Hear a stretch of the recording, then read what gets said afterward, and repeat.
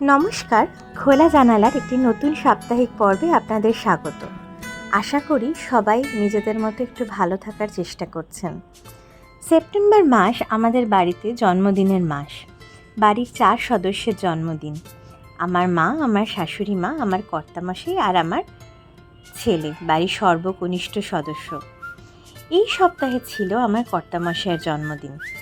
যবে থেকে কেক বানাতে শিখেছি, চেষ্টা করি সময় মতো ঘরোয়াভাবে জন্মদিনের কেকগুলো বাড়ির মানুষজনের জন্য নিজের হাতেই তৈরি করার। দোকানের মতো প্রফেশনাল না হলেও খুব একটা খারাপ খেতে হয় না। আর আমার বাড়ির সবাই আমার হাতের কেক ভালোবেসে খায় বলে সেই উৎসাহে এই দায়িত্বটা আমি নিজেই নিয়ে নিয়েছি।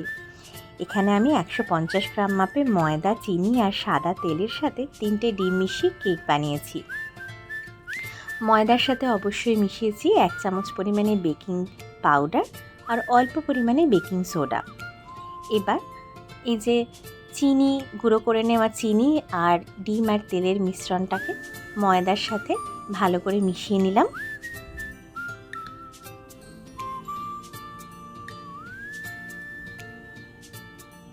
আর তার সাথে মেশালাম একটু এসেন্স আর পছন্দের মতো কিছু টপিংস, যেমন একটু টুটি ফ্রুটি, বাটারস্কচ নাট, একটু কাজু বাদাম। এবার আমার ওভেনটাকে প্রিহিট করতে দেবো 5 মিনিটের জন্য। আর ওভেনটা যতক্ষণে প্রিহিট হয় ততক্ষণ একটা বাটার পেপার দিয়ে আমি আমার কেকের টিনটাকে রেডি করে নেব।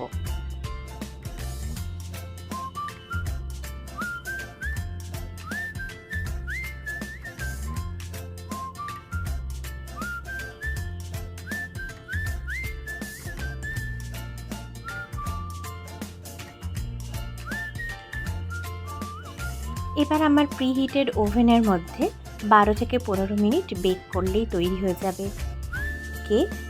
এবং কেকটাকে বার করে নিয়ে অল্প পরিমাণে প্রিক করে দেখে নিলেই বোঝা যাবে কেকটা রেডি হয়েছে কিনা।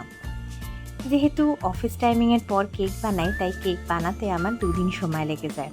প্রথম দিন বানিয়ে নেওয়ার পর পরের দিন আমি কেকটাকে ডেকোরেট করি। এবারে আমি কেকটা ডেকোরেট করেছিলাম একটু ক্যারামেল সস দিয়ে, তাই কেকটাকে আধা আধি কেটে নিয়ে ভেতরে একটু ক্যারামেল সস দিয়েছিলাম।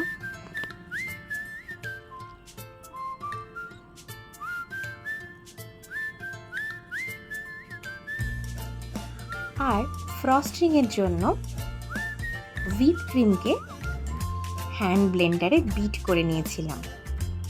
হুইপ ক্রিমকে এই 3-4 মিনিট বিট করলেই এটার একটা ফ্লাফি কনসিস্টেন্সি চলে আসে। তারপর তার মধ্যে একটু ক্যারামেল সস মেশালে একটু ফ্লেভার এসে গিয়েছিল।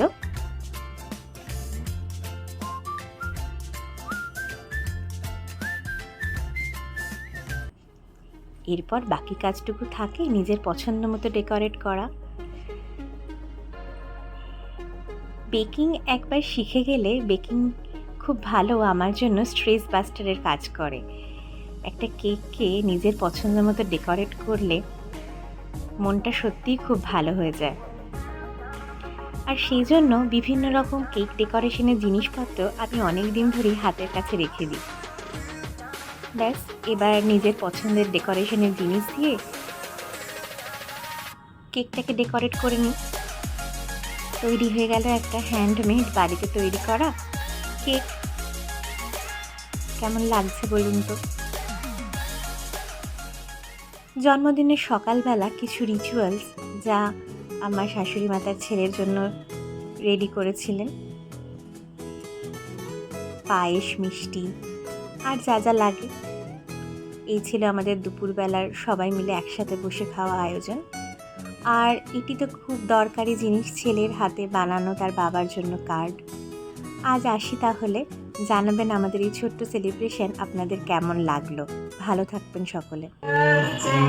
Happy birthday to you.